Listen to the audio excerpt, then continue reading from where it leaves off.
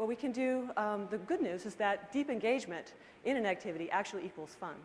So many of you in the room have seen Csikszentmihalyi's work before, but for those of you who haven't, what he found is that the peak experiences, the absolute favorite moments in games, the most favorite moments in life, were not, as you might suspect, sitting under a tree drinking a fruit drink on the Bahamas.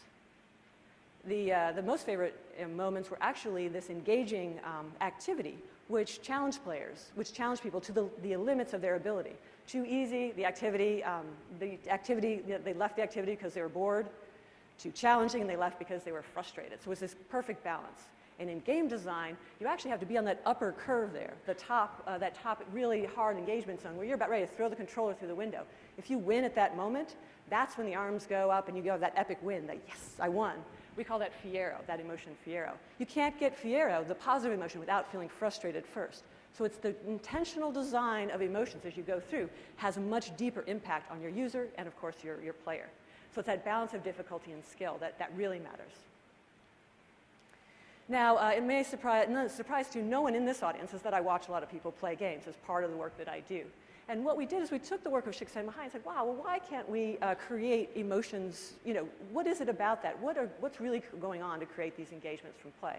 And we noticed that a lot of emotions were happening. Curiosity, amusement, schadenfreude, relaxation, all of these things were happening as people moved through these very deep gameplay experiences. In fact, game experiences are one of the easiest ways to induce flow, these very engaged brain states. And so what we did is we took those moments, as many of you who know my research, is that we took those moments and we basically, people's peak moments in games, those most engaging moments, and organized them by emotions that they were feeling. So we grouped wonder, surprise, and curiosity in one group, and schadenfreude and amusement in another group, and then we organized them. It turns out they fell into 4 different categories. We then looked at the games that we were playing, and it was everything from Tetris to Halo.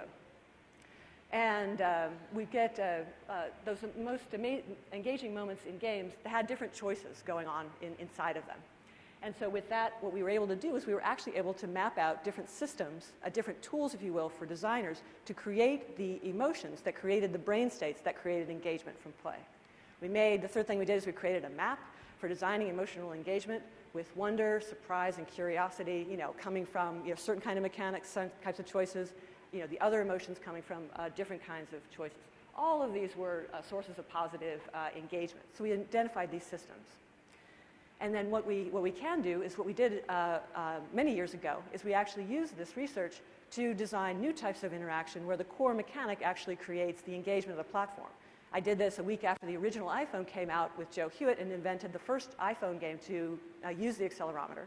And we actually took the emotion profile and worked backward to the mechanics, the systems of interaction, to design a play experience that extended the iPhone, which allowed us to have something like 250,000 visits, from a game that had just a couple of little blocks moving around. It was kind of crazy.